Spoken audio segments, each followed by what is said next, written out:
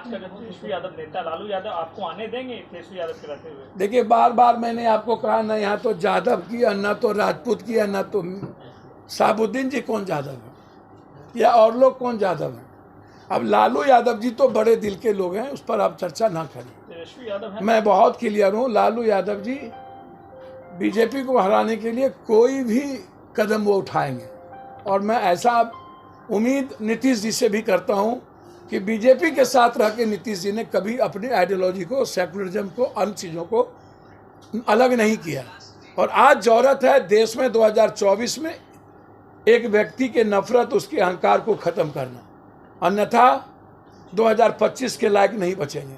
बात रही तेजस्वी यादव जी की, तो मैं तेजस्वी यादव जी से सिर्फ आग्रह ही कर सकता हूँ। मैंने कई बार प्रयास किया बात करने की, बात नहीं हो पाई मेरी। तेजस्वी यादव जी बात करेंगे तब तो मैं जान पाऊंगा तेजस्वी यादव जी क्या चाहते हैं, क्या नहीं चाहते। लालू यादव तो तेजस्वी यादव को सीएम बनाने के लिए परेशान है जी। लालू यादव तो तेजस्वी यादव को सीएम बनाने अच्छा, के लिए तेजस्वी यादव जी के भाग और वक्त में यदि सीएम बनना होगा आपको कैसे तो पप्पू यादव कहाँ से रोकेंगे? आपको क्यों शामिल करेंगे जब मैं ये क्या कह रहा हूँ कि तेजस्वी जी को सीएम बनाने से मैं रोकूंगा? किसी को कोई रोक सकता है? 2 बार वो डिप्टी सीएम रहे कि नहीं?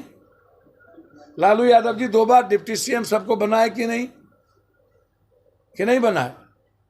अब आज रागनी को कौन सा लालू यादव जी बना दिया? रागनी ने अपने कैरेक्टर से अपनी चीज़ों को स्थापित कर दिया ना, कि नहीं किया? तो ऐसा नहीं है, कोई किसी को रोक नहीं सकता। वार्ता होगी तेजस्वी जी से तब तो मैं समझ पाऊंगा कि वो क्या चाहते हैं। जी, एक सवाल आज मैं महागठबंधन के साथ हूं तो निश्चित रूप से तेजस्वी जी के तरीके और तेजस्वी जी के हर चीजों के साथ खड़ा रहूंगा। आज आप 2025 का तो मुद्दा है नहीं, 2024 का मुद्दा है। इसलिए एक पप्पू जी आप सर, मैंने तो बूंद तालाब भरता है, मैंने ये प्रयास क्यों नहीं कर रहा है? सर, वो तय करेंगे कि उनका भी बात, राजा की बात हम ही बता दें। आप हमको, मैं महागठबंधन से इतना ही कहूंगा कि निश्चित रूप से किश्ती मंत्री सबकी वैल्यू है तो किश्ती की भी वैल्यू है। यदि फील्ड की मंत्री की वैल्यू है तो किश्ती की भी वैल्यू है। जो काम करे सुई क्या करे तलवार, दशमलव की भी वैल्यू है, कोमा हैपन डैपन की भी वैल्यू है। राजनीति में छोटी छोटी ताकतों को साथ लानी पड़ती है, जिसकी आइडियोलॉजी एक समान मिलता है। जो लोग अलग अलग आइडियोलॉजी के हैं और कई धारा में बीजेपी को सपोर्ट किए हैं, कई बिल पे, आज वो भी एक साथ हैं कि नहीं है? महबूबा से लेकर के सबके साथ देने वाली बीजेपी वो अलगाववाद की बात कैसे कर सकता है? और मुख्तार अंसारी जी के बेटे से लेकर सबको साथ में लेने वाले व्यक्ति वो अपराध और अपराधी की बात कैसे कर सकता है? तो पप्पू यादव उसमें नहीं है ना। पप्पू जी, आपका दर्द जो है वो झलक रहा है कि महागठबंधन दोनों पे हमला करते आए हैं। पप्पू यादव केंद्र सरकार और राज्य सरकार दोनों पे हमला करते आए हैं जनहित के मुद्दों को लेकर। सर, क्या यही कारण है? देखिए, मैं व्यक्तिगत, मेरा हमेशा संबंध नीतीश जी के आचरण विचारों से रहा है। हमेशा लालू यादव जी के संघर्ष और सामाजिक न्याय के साथ मैं खड़ा रहा हूँ।